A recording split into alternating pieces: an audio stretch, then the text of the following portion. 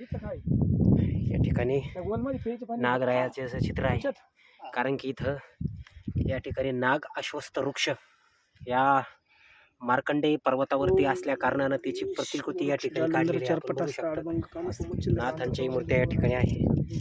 आणि असे सांगण्यात येते की या ठिकाणी नाग अश्वस्थ वृक्ष हा गुप्त रूपामध्ये या ठिकाणी विराजमान आहे.